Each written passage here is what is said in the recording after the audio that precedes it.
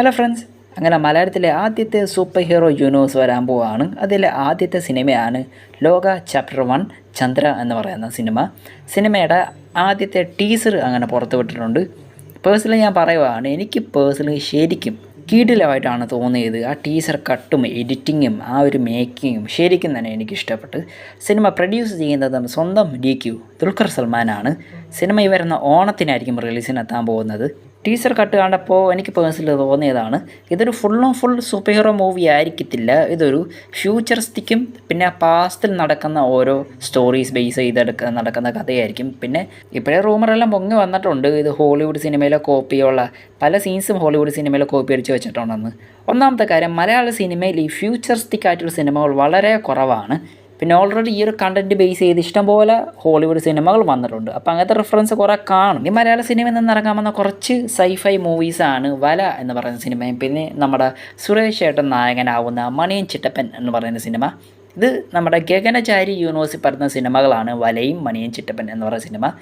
എന്തരാവും എന്തോ ഒരു പിടുത്തവും ഇല്ല. ഇനി നമുക്ക് ലോക സിനിമയിലേക്ക് വരാം.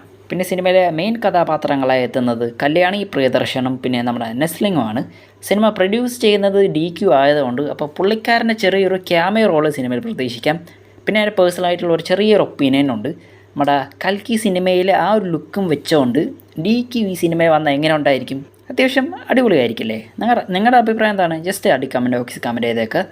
പിന്നെ ടീസർ കട്ടിലെ ചില സീൻസൊക്കെ ഉറപ്പാണ്, ഇതൊരു മലയാള സിനിമയാണെന്ന് തന്നെ തോന്നിയൊരു ഫീലില്ലായിരുന്നു. എവിടെയോ ഒരു ഹോളിവുഡ് ടച്ചൊക്കെ കൊണ്ട്, എന്ന് വെച്ചാൽ ഫുൾ ഹോളിവുഡ് സ്റ്റൈൽ എന്ന് പറയാൻ പറ്റത്തില്ല, തനി നാടനായിട്ടുള്ള ചില സ്റ്റോറീസും എന്തായാലും സിനിമയിലുണ്ടാകും. പിന്നെ ഈ ഒരു ജോണർ സിനിമ എടുക്കുമ്പോൾ ശ്രദ്ധിക്കേണ്ട കുറച്ച് കാര്യങ്ങളൊക്കെയാണ് സിനിമയുടെ ഗ്രാഫിക്സ്, സിനിമയുടെ കഥ. നല്ലൊരു സ്റ്റോറി ഉണ്ടെങ്കിൽ മാത്രമേ സിനിമയ്ക്ക് 1-ാം ഭാഗം 2-ാം ഭാഗമൊക്കെ വരത്തുള്ളൂ. പിന്നെ മലയാള സിനിമ എന്ന് പറയുമല്ല, 1-ാം ഭാഗം ഹിറ്റായാൽ മാത്രമേ 2-ാം ഭാഗം ചിന്തിക്കുക പോലും ചെയ്യത്തുള്ളൂ. പൊട്ടി പാളീസായ അവിടെ കൊണ്ട് തീർന്ന് പിന്നെ നമ്മൾ എത്ര പ്രതീക്ഷ വെച്ചിട്ടും കാര്യമില്ല.